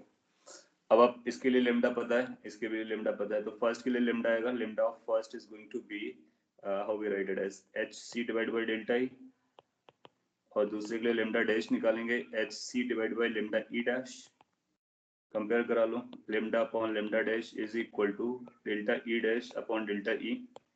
अब डेल्टा ई डैश का मतलब हुआ इसी में z का डैश स्क्वायर आएगा, तो ये 10.2 वो तो कैंसिल आउट होने वाला, z dash square divide by 10.2 z square. अच्छा लेमडा की वैल्यू कितनी देगी 2, लेमडा डैश कितना है 8, और वो z डैश आपको निकालना है, और z कितना दिया गया वो आपको बताया गया था कि z कितना दिया गया 37 है, और स्क्रीनिंग इफेक्ट भी लगा दोगे आप, स्क्रीनिंग इफेक्ट लगाओगे तो फिर z क्योंकि वो 37 दिया गया, तो कैसे थोड़ा दिमाग भी लगाते हैं, इसका z 37 दिया गया है, तो इसका मतलब वो स्क्रीनिंग की बात करना चाह रहा है, तभी वो 36 बनेगा, और वैसे भी हम जानते हैं स्क्रीनिंग होता है, तो हालांकि इसने बोला भी नहीं कि स्क्रीन लगाना है, फिर भी हमने डिसाइड किया कि हमको स्क्रीन लगाना है होगा, और उसके लिए स्क्रीनिंग कांस्टेंट 1 होता है, तो ये 1 यहाँ पर लगा देंगे, यहाँ पर भी 1 लगा करके स्क्वायर कर देंगे, तो फिर ये बन जाएगा z माइनस 1 का होल स्क्वायर, और ये बनेगा 36 का होल स्क्वायर। इसके बाद उसको सिंप्लीफाई कर लिया, आपका आंसर आ जाएगा, स्क्वायर रूट ले लोगे, ये 1/4 1/2 बनेगा, देन दैट्स डन। ठीक है,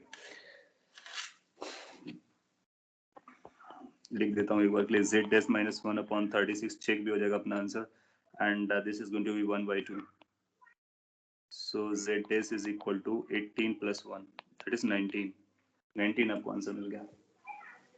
नोट कर लीजिए process the way we do it, और it's not so difficult, we need to keep in mind कि क्या चल रहा है।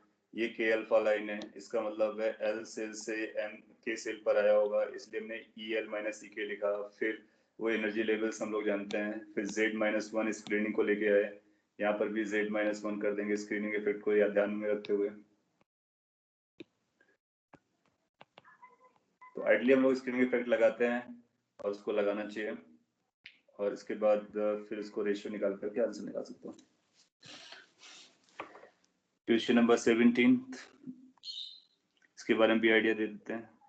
Consider the empty D's photon, I think ये आपने कर लिया होगा, बताना है किसी के लिए तो आप बोल सकते हो, क्योंकि ये फर्स्ट 5 ट्रांजिशन बामर सीरीज का ले रहे हैं, तो वो आपको अब तक ये पता चल गया होगा कि कौन कौन से लेवल का क्या मतलब होता है। बामर सीरीज का मतलब होता है n = 2 पर आना, और फर्स्ट 5 ट्रांजिशन है, तो एक ये लोगे, एक ये लोगे, एक ये लोगे, एक और भी लोगे, उसके ऊपर वाले लोगे, ऐसे 5 कंसीडर करने का। वर्क फंक्शन दिया गया, फोटो जो कॉन्सेप्ट था फोटो इलेक्ट्रिक इफेक्ट का, उससे इसको कनेक्ट कर लेने का। बताना है किसी के लिए या फिर हो जाएगा, seems to be obvious, check कर लीजिए, और अदरवाइज मैं आपको लास्ट वाला बता देता। लास्ट वाले में थोड़ा सा कैलकुलेशन दिख रहा है, ग्राफ था क्या, नहीं चलिए सिंपल लग रहा है, एनीवे इसको भी एक बार देख लेते हैं क्या बोलता है। क्वेश्चन नंबर 18 सेज कि एलिमेंट रेडियोएक्टिव एलिमेंट है डिके करता है साइमल्टेनियसली थ्रू 2 डिके प्रोसेस। तो 2 डिके प्रोसेस के बारे में मैंने आपको थोड़ा सा आइडिया दिया था, और एक रेडियोएक्टिव एलिमेंट है वो 2 प्रोसेस से जा रहा है, और हाफ लाइफ दोनों की अलग अलग दी गई है, उनके रिलेशंस भी पता है, तो हाफ लाइफ से हम λ1 λ2 निकाल सकते हैं। तो radioactive decay constant process 1 a to that of this का रेशियो चाहिए अपने को। ओके, सो आपको पता है कि जब वो डिके कर रहा था, पैरेलल डिके जिसको हम बोल सकते हैं कि कोई एक रेडियोएक्टिव सैंपल है, एक ये प्रोसेस है, एक ये प्रोसेस है, ये ए प्रोसेस पे जा रहा है, ये बी प्रोसेस पे जा रहा है, इसका λ1 है, इसका λ2 है। So we got to know कि जो लेमडा इफेक्टिव था that was λ1 plus λ2, can be say so, क्योंकि इसके लिए जो रिएक्शन थी और इसके लिए रिएक्शन थी टोटल डिके रेट के बराबर हो जाएगा। लेकिन उससे फायदा क्या है, अपने को निकालना क्या है, एक का डिके रेट और दूसरे का डिके रेट, तो ये तो उसके टाइम से भी निकल के आ जाएगा। The ratio of decay constant of processes, इन्होंने हाफ लाइफ दे रखी, तो लेमडा वन को क्या लिखेंगे, ln2 divide by t1, lambda two को लिखेंगे ln2 divide by t2। The ratio of decay constant of process is to that of the decay constant of the element. Okay, B से नहीं बताना है, अगर B से बताना होता है तो फिर इनका रेशियो निकालते हैं।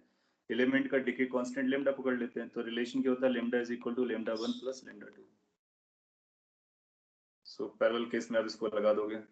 इसके बाद अपने को रेशियो चाहिए इन्हीं के बीच का, तो लेमडा वन अपॉन लेमडा चाहिए, ये रेशियो चाहिए। देन यू सी कि लेमडा वन कितना है और लेमडा इसकी वैल्यू कितनी आ जाएगी, एंड देन दोनों को रेशियो पकड़ना है। इस रेशियो को इन्होंने ए बोला है, नहीं इसका 1/a वैल्यू बोली है। So can we find from here, lambda की वैल्यू प्लेस कर लेते हैं, या फिर इससे डायरेक्टली लेमडा ए कैलकुलेट कर लेते हैं, क्योंकि अपने को ए चाहिए। तो इस जगह जब आप ए कैलकुलेट करोगे तो आएगा lambda upon lambda one, which is going to be lambda 1 plus lambda 2 divided by lambda 1, which can be written as 1 plus lambda 2 divided by lambda 1। अच्छा, यहाँ से आपस में डिवाइड कर दीजिए, हमने को lambda 2 upon lambda 1 चाहिए, तो lambda 2 upon lambda 1 इसको नीचे करेंगे, इसको ऊपर करना है, इसको नीचे करना है, तो t1 ऊपर आ जाएगा, t2 नीचे आ जाएगा। t1 by t2 की वैल्यू कितनी आ रही, 3, से आएगा 1 plus 3 that is equal to 4, answer is 4। तो यहाँ पर क्या समझने वाली बात है, ये कि डिके कांस्टेंट जो प्रोसेस का होता है और जो इंडिविजुअल्स का होता है उनका एड अप होता है। ये फॉर्मूला हम लोगों ने लिखा था, अगर आपको याद हो लास्ट लेक्चर पे, तो उसको यूज करके हम बता सकते हैं। और ये इंडिविजुअल टाइम हाफ लाइफ से निकाल लिया, फिर उसने जो पूछा उसको पकड़ लिया, उसको रेसिप्रोकल कर लिया, जो पूछा गया उसके बारे में बता दिया, आंसर आ गया। क्वेश्चन नंबर 17 बताना है, तो मैं एक बार 17 को पढ़ता और उसको डिटेल में बता देता।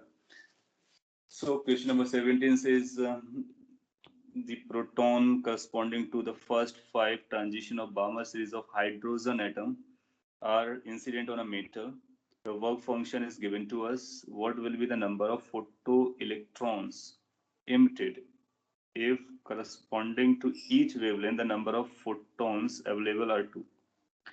So हर केस के लिए आपको 2 photons अवेलेबल हैं। अपने को कंसीडर ये करना है 1 इलेक्ट्रॉन एक को निकालने के लिए 1 फोटोन की जरूरत पड़ती है। तो पहले तो अपने के ये 5 एनर्जीज निकालनी पड़ेंगी कि कितनी कितनी एनर्जीज मिलने वाली हैं। तो बेटर होगा कि इस एनर्जी लेवल्स को आप पकड़ लीजिए। तो आप E1 याद रखते हो, E2 याद रखते हो, E3 याद रखते हो, E4 याद रखते हो, E5 याद रखते हो। अपने को और ऊपर जाना पड़ेगा क्योंकि 5 चाहिए, तो ये 1 2 3। इसी सिमिलरली आप 6 और 7 भी निकालोगे। और इसके बाद हमारे को E2 तक आना है, तो हमने को ये गैप देखना है कि ये गैप कितना है, फिर ये गैप देखना है कि ये कितना एनर्जी देता है, फिर ये गैप देखना है। इस तरह से हमको गैप देखते हैं, ठीक है। तो 5 आपको गैप मिलने वाले हैं। तो अपने को पहले लेट से हम E3 माइनस E2 देखते हैं। E3 माइनस E2 ये इंसिडेंट फोटोन है। अच्छा, वर्क फंक्शन कितना दिया गया, वर्क फंक्शन है 3 इलेक्ट्रॉन वोल्ट। अगर ये एनर्जी 3 इलेक्ट्रॉन वोल्ट से कम हुई तो फिर ये एनर्जी फोटॉन्स को इमिट नहीं कर पाएगी, और इलेक्ट्रॉन ये जो एनर्जी है वो फोटो इलेक्ट्रिक इफेक्ट नहीं कर पाएगी, जिससे फोटो इलेक्ट्रॉन्स नहीं इमिट कर पाएगी। अपने को नंबर ऑफ फोटो इलेक्ट्रॉन्स बताने हैं, तो अपने को ये देखना पड़ेगा कितने फोटॉन्स आते हैं। आप देखोगे कि बहुत जल्दी ये 3 इलेक्ट्रॉन वोल्ट से कम हो जाएगा। तो अगर वो नंबर्स अगर आपको याद हो तो जमता है, ये कितना होता है 13.6 माइनस का इलेक्ट्रॉन वोल्ट, और ये होता है माइनस 3.4 इलेक्ट्रॉन वोल्ट, और ये नंबर होता है आपका minus 1.51 electron volt, and this is minus 0.84 electron volt और समथिंग लाइक। अब देखो 3 और 2 का डिफरेंस निकालो। जब 3 और 2 का डिफरेंस निकालोगे हाँ, तो ये आप पाओगे कि ये 3 और 2 का जो डिफरेंस होगा ये कैपेबल नहीं होगा, तो इससे फोटो इलेक्ट्रिक इफेक्ट नहीं आएगा, क्योंकि ये लेस देन 3 आने वाला है,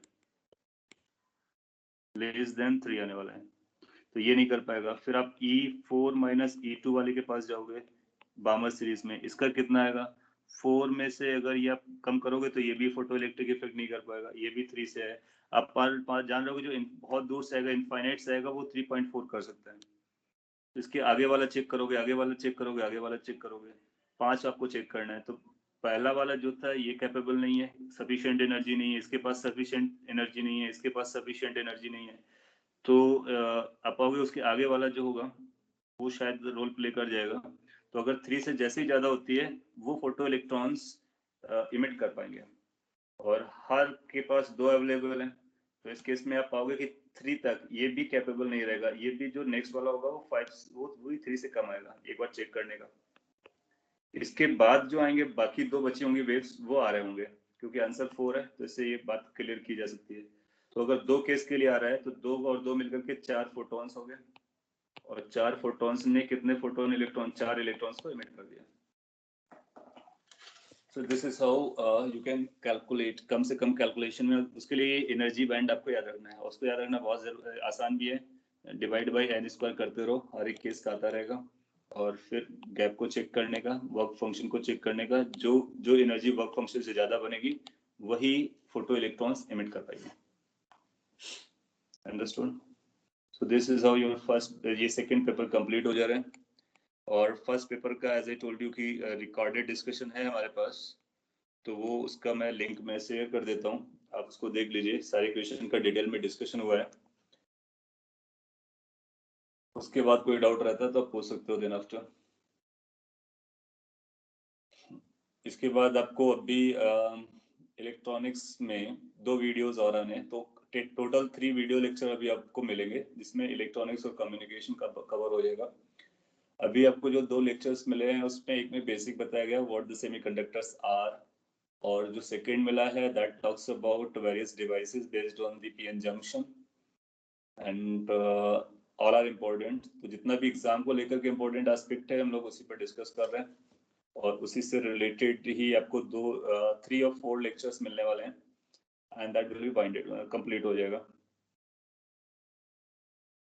आपने पूछा why solar cells have curve in fourth quadrant voltage positive. अच्छा, तो थोड़ी सी चर्चा कर लेते हैं उसके बारे में, PN junction and all that.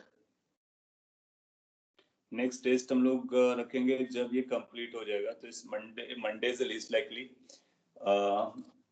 आज टुडे इज सैटरडे राइट, सो आज सैटरडे को एक लेक्चर आपको मिलता है, क्योंकि मैं पूरा प्लान बता देता हूँ, थोड़ा सा डिले हो गया वरना अभी तक हम लोग कवर कर लेते हैं। आपको जो वीडियोस मिलेंगे प्रोबेबली आज एक वीडियो मिलेगा, आज नाइट तक, लेट नाइट तक आ जाएगा, कल एक आएगा, तो 2 वीडियोस अभी आपको मिलेंगे, 2 लेक्चर्स। इन 2 लेक्चर्स में इलेक्ट्रॉनिक्स वाला पार्ट कवर है, और इसके बाद एक और लेक्चर आएगा जिसमें कम्युनिकेशन है, शॉर्ट में रहेगा। बाकी आपको एनसीईआरटी पढ़ना है उसके साथ साथ। तो आई एम प्लानिंग की एक लेक्चर आपका डिस्कशन लेक्चर रख लेते हैं on Monday. On Monday there will be a live discussion session, और उस डिस्कशन सेशन में ये जो कंटेंट है इलेक्ट्रॉनिक्स एंड कम्युनिकेशन का, उसको मैं ब्रीफ में समराइज कर देता हूँ, तो उसके साथ साथ ये कंप्लीट भी हो जाएगा और कवर भी हो जाएगा। And then after you can do the practice, और Monday will be 9th, and can you shift on Tuesday? Tuesday won't be possible क्योंकि ट्यूसडे को I am living Aurangabad, so Monday is the last day. वैसे मैं Sunday को plan कर रहा था कल के लिए, लेकिन क्या होगा फिर वो थोड़ा जल्दी हो जाएगा, आपको लेक्चर्स मिलेगा और आप देख पाएंगे या नहीं, उस पर भी डाउट है मेरे को।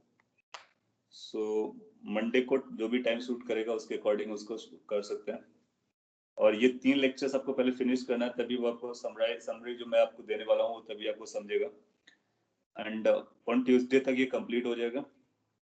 इसके बाद टेस्ट को प्लान कर लेंगे, आप चाहोगे तो टेस्ट ट्यूसडे को कर देंगे या फिर वेडनेसडे को कर देंगे, जिस दिन भी आपको सूट करेगा। दिवाली से पहले उसका टेस्ट ले लेंगे, तो इसके बाद ये कंप्लीट हो जाएगा।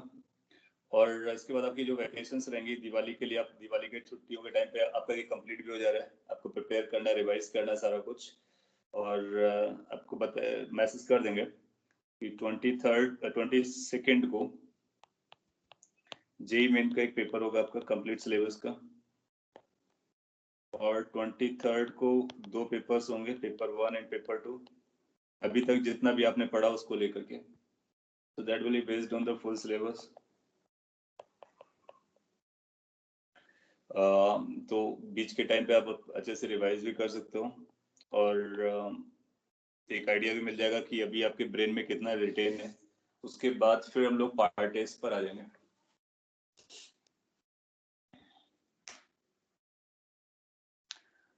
In December, every day paper will be there. No, not every day. We will have a gap, significant gap, जिससे आप रिवाइज कर पाओ और आप डाउट का आप उसको एनालाइज कर पाओ, और मे बी लाइक कि 2 पेपर्स अ वीक और something like 3 papers a week, ऐसा कुछ कर लेंगे दिसंबर टाइम पे। क्योंकि आपका जो जेई मेन एग्जाम होगा या फिर जो एडवांस का एग्जाम होगा, that is not going to be near future, वो लेट होगा most likely, because board examination के बारे में कुछ पॉइंट्स आया हुआ है that it is going to be somewhere in May, so JEE is also going to be little late, but anyway we will be initially will be covering faster so that कि आपका revision twice times हो जाए।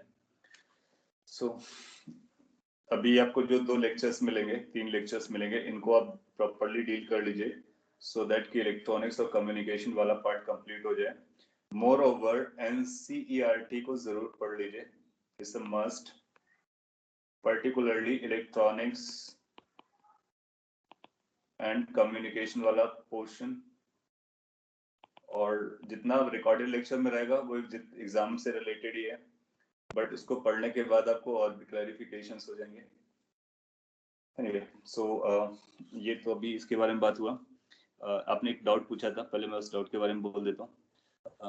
आपको ये बताया गया PN junction क्या होता है, डायोड्स क्या होता है ना, उसको और भी डिटेल में बात कर लेंगे। पीएन जंक्शन बहुत इंपॉर्टेंट यूज है सेमीकंडक्टर्स का। पी टाइप और एन टाइप को बना करके एक जंक्शन बनाते हैं, बैरियर पोटेंशियल आता है, और आप जानते हो कि यहाँ पर इलेक्ट्रॉन आकर के जमा हो जाते हैं, यहाँ पर होल्स आकर के जमा हो जाते हैं, यहाँ पर इलेक्ट्रॉन की मेजॉरिटी रहती है, ये होल्स की मेजॉरिटी का जोन है, और यहाँ पर एक इलेक्ट्रिक फील्ड क्रिएट होती है प्लस से माइनस की तरफ, ये इलेक्ट्रिक फील्ड क्रिएट हो जाती है, इसी की वजह से बैरियर आता है। और ये 2 टर्मिनल डिवाइस है, एक इसको आप जोड़ सकते हो इस तरह से। अगर हमने इस तरह से कनेक्ट किया तो ये कौन सा बाइस्ड है, whether it's a forward biased or reverse biased? Can you answer that? What type of this biasing is? Forward or reverse?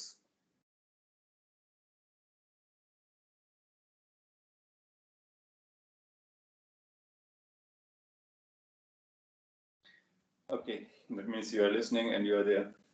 So yes, that's a forward bias because P को positive से connect किया गया है, N से negative को connect किया गया है, तो ये फॉरवर्ड बाइस्ड है। करंट चलेगा, और कैसा करंट चलेगा वो आप देख सकते हो सर। ये जो सेमीकंडक्टर है ये करंट को अलाउ करेगा और इस तरह से करंट रन करेगा। अमीटर लगाओगे यहाँ पर तो करंट की रेटिंग आपको बता देगा। तो ये सारी स्टोरी होती है। सोलर सेल के बारे में जो कैरेक्टरिस्टिक ग्राफ आया था वो इसलिए आया था क्योंकि सोलर सेल में हम लोग कहते क्या है कि बैटरी नहीं लगाते हैं और अपना सीधे लोड लगा देते हैं। जैसे यहाँ पे बल्ब लगा दो आप, और क्या करो, इसको लाइट से एक्सपोज कर दो, लाइट को आने दो, तो फोटॉन्स आते हैं। तो फोटोन क्या करते हैं, कन्वर्ट हो जाते हैं इलेक्ट्रॉन और होल्स में। Energy can be used to create holes and electrons. तो जब ये होल्स और इलेक्ट्रॉन्स यहाँ पे क्रिएट होते हैं तो उसकी वजह से उनकी मेजॉरिटी बन जाती है, ज्यादा आने लगते हैं, वो प्रोड्यूस हो रहे हैं। प्रोड्यूस होने की वजह से फिर ये जो फील्ड है उनको मूव कराएगी। कैसे मूव कराएगी, पॉजिटिव चार्ज पर इधर इधर फोर्स लगाएगी, नेगेटिव पर इधर लगाएगी, तो इलेक्ट्रॉन यहाँ से जाएगा, इलेक्ट्रॉन इधर चल रहा होगा और होल्स इधर चल रहे होंगे। और आप जानते हो जिधर पॉजिटिव जा रहा होता है उधर उसकी करंट होती है, तो ये करंट होल की वजह से जा रही होगी, और इधर भी एक करंट आ रही होगी जो इलेक्ट्रॉन की वजह से आ रही होगी। तो टोटल करंट जो आने लगती है वो इलेक्ट्रॉन की वजह से एज वेल एज होल की वजह से एड अप हो जाती है। तो आपको जो भी लोड लगाया गया इस पे करंट आना स्टार्ट हो जाती है और आपको इलेक्ट्रिसिटी मिलना स्टार्ट हो जाती है यूजिंग लाइट। लाइट से अगर हम इलेक्ट्रिसिटी प्रोड्यूस करते हैं तो ये सोलर सेल होता है। और आप प्रैक्टिकली जानते हो सोलर सेल यही काम करता है, छत पे लगाते हो और लाइट मिलती है आपको। इसका जो कैरेक्टरिस्टिक ग्राफ था उसको फोर्थ क्वाड्रेंट में इसलिए लगाया है क्योंकि जो करंट है वो नॉमेनक्लेचर की वजह से, जो करंट है ये करंट आप नहीं प्रोवाइड कर रहे हो, ये करंट आपको मिल रही है। इससे पहले जब हम पीएन जंक्शन लगाते थे तो बायसिंग करते थे, जैसे अभी बताया फॉरवर्ड बायसिंग और रिवर्स बायसिंग। तो सिंस ये आपको मिल रही है करंट, तो ये इसको करंट को हम निगेटिव की तरह से ट्रीट कर सकते हैं कोऑर्डिनेट वाइज। सो ये जो करंट हम यहाँ ड्रॉ करते हैं, ये current supplied to the PN junction होती है। अब ऐसे समझ लीजिए ये वोल्टेज है। सो जब ऐसे ड्रॉ करते हैं आई वी करेक्टरिस्टिक, इसका I is the current supplied to the semiconductor, और यहाँ पर हम सप्लाइड नहीं है, निकाल रहे हैं, इसलिए इसको हम नेगेटिव लिखते हैं। यहाँ पर आइए, यहाँ से स्टार्ट होती है, फिर इस तरह से कुछ ग्राफ आता है और बहुत सिंपल आता है। एक बार एग्जाम में आया था, अब प्रीवियस ईयर क्वेश्चन देखेंगे, 4 ग्राफ दिए थे, बोला था बताइए कौन सा सोलर सेल को इंडिकेट कर रहा है। तो हम बोलेंगे ये होता है। ये आपको बताया गया था, ये कौन सा वोल्टेज होता है जब करंट नहीं जा रही होती, करंट नहीं जा रही होती, इसका मतलब ओपन सर्किट होता है, इसको वी ओपन सर्किट बोलेंगे। शॉर्ट सर्किट कर दोगे तो वोल्टेज जीरो हो जाएगा। तो और ये वोल्टेज कौन सा होता है, ये जो वोल्टेज पीएन जंक्शन की वजह से है वो वोल्टेज होता है। वी को हम लिख सकते हैं ई और डी, अगर ये डी गैप हमको पता है। डी को बैरियर, ये पोटेंशियल बैरियर भी कहते हैं, या डिप्लीशन लेयर भी कहते हैं। तो वो जो टर्मिनोलॉजीज मैंने बताई है वो आपको समझ में आना चाहिए, इसलिए इसको फोर्थ क्वाड्रेंट में दिखाते हैं। तो आपको जो डिवाइसेस बताई गई, LED, solar cells, photodiodes, Zener diode, उनकी फंक्शनिंग, उनसे रिलेटेड जो क्रक्स पॉइंट है वो मैंने मेंशन किए, उनको आपको याद रखना है। ठीक है, और कोई इशू है तो आप पूछ सकते हो क्विकली, अदरवाइज इसको मंडे की क्लास में मैं डिस्क्राइब कर दूंगा। तब तक बाकी जो 2-3 लेक्चर्स हैं वो आपको मिल जाएंगे, और मेक श्योर कि तब तक आप उनको देख लेते हो, नोट्स बना लेते हो, तो आपको अच्छे से समझ में भी आ जाएगा। इफ फोटॉन्स के energy is less than energy gap, हाँ इसमें ये भी पॉइंट एक छोटा सा था कि फोटोन की एनर्जी ज्यादा होनी चाहिए कि एनर्जी गैप के लिए। सो ये जो एनर्जी है वो एनर्जी गैप से ज्यादा होनी। एनर्जी गैप आपको याद है वो एनर्जी बैंड सिस्टम जो बताया होगा कि वैलेंस बैंड और कंडक्शन बैंड, वैलेंस बैंड नीचे होता है, कंडक्शन बैंड ऊपर होता है। तो अगर इस इलेक्ट्रॉन को कोई इतना एनर्जी दे दे कि ऊपर जा सके तभी वो कंडक्टर बनता है, अदरवाइज कंडक्टर नहीं बन पाता है। तो हम लोग कर क्या रहे होते हैं, जब इसमें लाइट दे रहे होते हैं तो लाइट बेसिकली इस इलेक्ट्रॉन को मिल रही होती है, और ये इलेक्ट्रॉन वैलेंस बैंड से कंडक्शन बैंड में मूव कर रहा होता है। तो उसके लिए एनर्जी गैप को आपको क्रॉस करना होता है। और आप जानते हो कि सेमीकंडक्टर में जो एनर्जी गैप है वो 3 इलेक्ट्रॉन वोल्ट से छोटा होता है। ये एक नंबर चूज किया गया है जिससे नीचे वाले मटेरियल्स को हम सेमीकंडक्टर कहते हैं, और जिसका गैप 3 इलेक्ट्रॉन वोल्ट से ज्यादा होता है उसको इंसुलेटर कहते हैं। तो अगर ये फोटोन के पास एनर्जी 3 इलेक्ट्रॉन वोल्ट से कम है, मतलब जो एनर्जी गैप है उससे कम है, तो फिर ये इस इलेक्ट्रॉन को एक्साइट करके कंडक्शन में नहीं ले जा पाएगा। इसका मतलब है फिर इस मटेरियल से इलेक्ट्रॉन या होल्स वो कंडक्ट नहीं कर पाएंगे। अगर कंडक्ट नहीं कर पाएंगे तो फिर करंट नहीं जाएगी, करंट नहीं जाएगी तो फिर हमारा पर्पस फेल हो जाएगा, और हमारा पर्पस है कि करंट क्रिएट करना आउट ऑफ सेमीकंडक्टर। इसलिए जो लाइट आनी चाहिए वो एनर्जी गैप से ज्यादा एनर्जी कैरी करना चाहिए। अब वो एनर्जी गैप सबका अलग अलग होता है, जैसे हम लोगों ने बात की थी। तो और आप एनसीईआरटी पढ़ोगे तो उसमें कुछ और भी नंबर्स आपको पता चल जाएंगे, वो नंबर आप याद रख सकते हो। Any other doubt if at all from the lectures जो भी आपको मिले? अगर नहीं है so let's wind it up. And for the first test discussion मैं आपको एक वीडियो शेयर कर, लिंक शेयर करूंगा, आप उसको वॉच करने का। Can diodes get permanently damaged if potential is applied more than potential is applied more than some value? Okay, diodes में क्या होता है कि ब्रेक डाउन होता है ना, आपने देखा उसका करेक्टरिस्टिक होता है रिवर्स बाइस में, अगर आपने ज्यादा पोटेंशियल लगाया तो फिर वो क्या करता है, ब्रेक डाउन कर जाता है, फिर वो किसी भी करंट को अलाउ करने के लिए रेडी हो जाता है।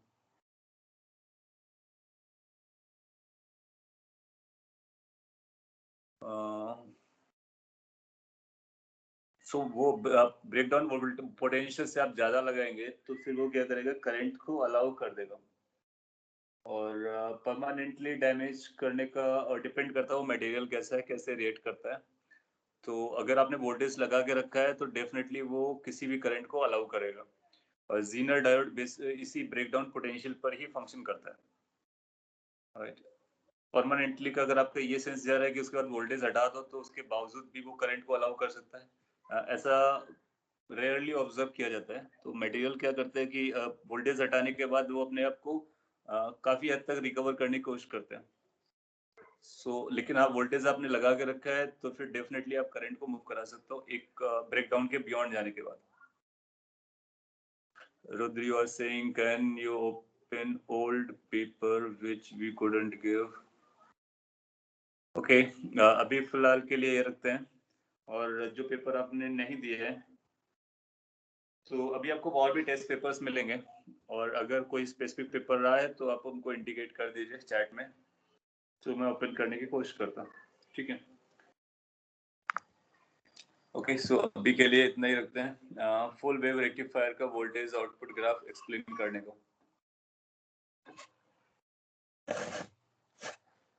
फुल वेव रेक्टिफायर के लिए, अच्छा, इसको एज अ रेक्टिफायर भी बताया गया था, so it will take 1 minute, let me complete that।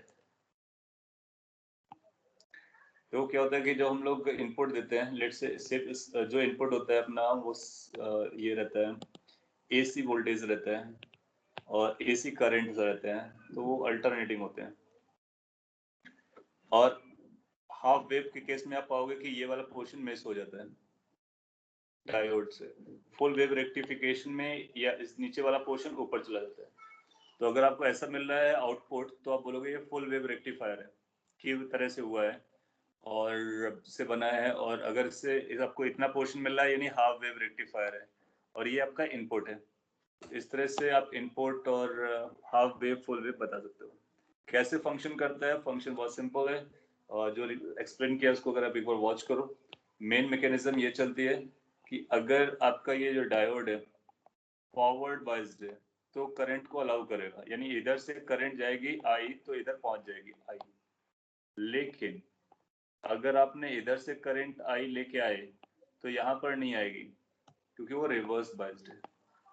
तो उसमें हम लोग क्या करते हैं, फॉरवर्ड बाइस भी लगाते हैं, रिवर्स बाइस भी लगाते हैं। फुल वेव रेक्टिफिकेशन के लिए दो डायोड की जरूरत पड़ती है कम से कम, और ज्यादा भी लगा सकते हो आप। लेकिन ऐसा होना चाहिए कि हर बार कोई ना कोई डायोड करंट को पास कर जाए, क्योंकि अल्टीमेटली आपके पास एक लोड था और लोड पर करंट को आना चाहिए। अगर यहाँ पर करंट आ रहा है लोड पर, ये आउटपुट वोल्टेज है, तो दो डायोड को लगाया गया था। कैसे लगाया गया था मैं आपको रिकॉल करा देता। एक डायोड मैंने यहाँ पे लगाया था। कई बार क्या करेगा कि आपको वो डिफरेंट टाइप का अरेंजमेंट बना के देगा, बट आपको सीखना इसी तरीके से। मैंने इसको D1 बोला था, इसको D2 बोला था, ये दूसरा वेब था, और यहाँ पर प्राइमरी कॉइल लगाई थी जहाँ पर इनपुट लगाया गया था। और इसके बाद इसका जो दूसरा टर्मिनल है वो 20 से पिक किया था। ये अरेंजमेंट बनाया था। ये सर्किट कैसे फंक्शन कर रहा है वो मैं एक्सप्लेन कर देता हूँ क्विकली। जब ये प्राइमरी के हिसाब से सेकेंडरी वाला पॉजिटिव नेगेटिव आता है, तो जब ये पॉजिटिव आएगा ये नेगेटिव आएगा, तो ये फॉरवर्ड बाइज्ड होगा, और ये रिवर्स बाइज्ड होगा, ये काम नहीं करेगा। तो दो टर्मिनल करंट यहाँ से जा करके इधर आएगी, और इधर से होने के बाद और ये करंट ये बीच में चली जाएगी, तो केवल इतने वोल्टेज को यूज करेगा।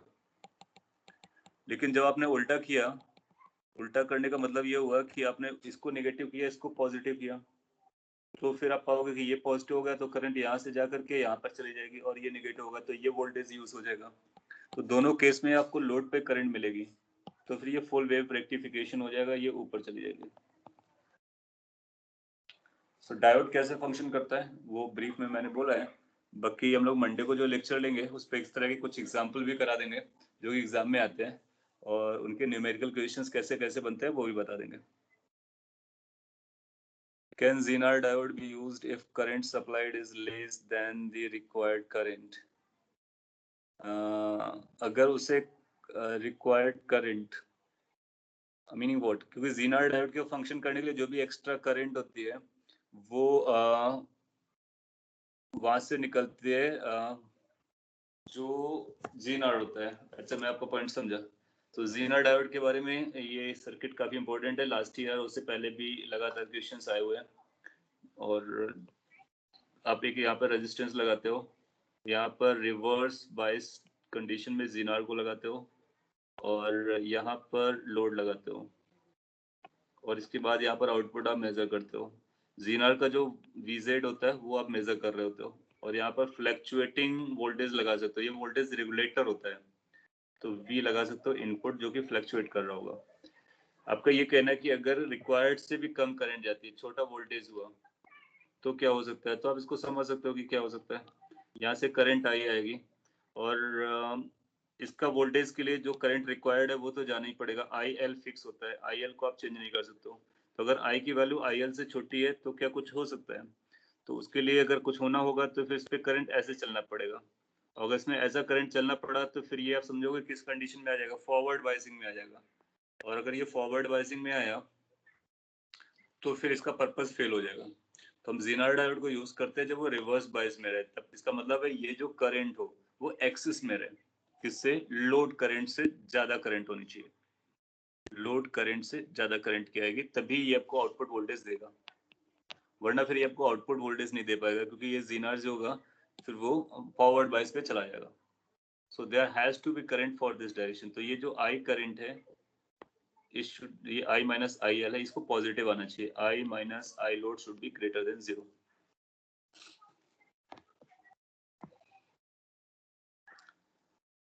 Is that feeble amount of current always passed if voltage less than potential barrier is applied? हाँ, करंट चलता है। तो जब आपने देखा था कैरेक्टरिस्टिक, तो उसमें फीबल करंट तो चलता ही रहता है हमेशा, क्योंकि अब देखो ना कि वो होल्स बनते हैं, इलेक्ट्रॉन बनते हैं, अगर कोई भी होल और इलेक्ट्रॉन मूव कर गया तो करंट मूव कर जाती है। तो और कुछ उनके पास एनर्जीज भी आ जाती हैं कोलिजन के पास की वजह से, अदरवाइज वजह से, तो वो फीबल अमाउंट की करंट देते हैं बट सिग्निफिकेंट अमाउंट की करंट नहीं देते हैं। इसीलिए आपको दो तरह से ग्राफ बनाने होते हैं, एक आइडियलिस्टिक होता है और एक रियल होता है। अगर हम आइडियलिस्टिक आई वी ग्राफ बनाते हैं डायोड के लिए तो ऐसा बनाएंगे, ये आई है और ये वी है डायोड के लिए। आइडियलिस्टिक में हम बोलेंगे कि जीरो जा रहा है और इसके बाद ऐसा जा रहा है, ये आइडियल ग्राफ है जो ऊपर दिखा रहे हैं। और रियल के लिए कैसे दिखाएंगे? रियल में थोड़ी सी करंट जरूर दिखाएंगे कि this current is moving, then this is increasing, so significant increase comes after this. This जो अपने पढ़ा था कि जो बैरियर पोटेंशियल को क्रॉस कर जाता है उसके बाद। सो फीबल इज ऑलवेज देयर, कितना भी पोटेंशियल आप लगाओ चलता है, लेकिन सिग्निफिकेंट नहीं होता। फीबल मतलब आप देखो ये जो ग्राफ होता है खुद ही मिली एम्पियर में होता था, माइक्रो एम्पियर और नैनो एम्पियर टाइप की करंट चलती है जो इनसिग्निफिकेंट जैसी होती है। Anything else? अगर कोई डाउट है आपके दिमाग में, थ्योरेटिकल और otherwise? Does camera sensor also use similar concept as photodiode? Yeah, definitely. So इसमें भी हम लोग लाइट को कैप्चर करते हैं। तो जहाँ भी हम लोग लाइट को सेंस करने की बात आती है वहां पर हम फोटोडायोड्स को यूज करते हैं। कैमरा में भी वो लाइट को सेंस करता है और तभी इमेज को क्रिएट करता है। सो उस पर भी हम लोग फोटोडायोड्स को यूज करते हैं।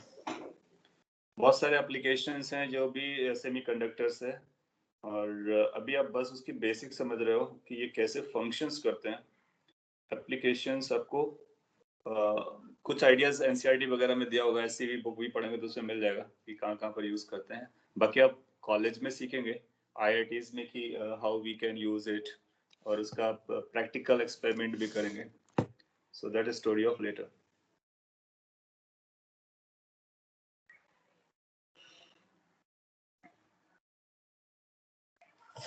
मॉडर्न फिजिक्स के क्वेश्चन एससीवी से स्टार्ट कर दिए हैं। अच्छी बात है, आप एससीवी से सॉल्व करो और एनसीईआरटी को भी पढ़ लो, दोनों सफिशिएंट है मॉडर्न के लिए। और इसके बाद इलेक्ट्रो और ये इलेक्ट्रॉनिक्स और कम्युनिकेशन के 2-3 वीडियोस मिलने के बाद उसका थ्योरी कंप्लीट हो जाएगा। सो कंप्लीट हो जाएगा पूरा स्टफ। इसके बाद 1-2 वीडियोस और बना देंगे जिसमें कुछ माइनर पॉइंट्स मिसिंग हो गए हैं, जैसे कि डेविशन जर्मर एक्सपेरिमेंट है और हर्ट्ज एक्सपेरिमेंट है और इलेक्ट्रोमैग्नेटिक वेव्स के कुछ पॉइंट्स हो सकते हैं। सो वो मिसलेनियस पॉइंट्स कभी कवर कर देंगे, जो मेन इंपॉर्टेंट पॉइंट्स हैं दे हैव बीन कवर्ड।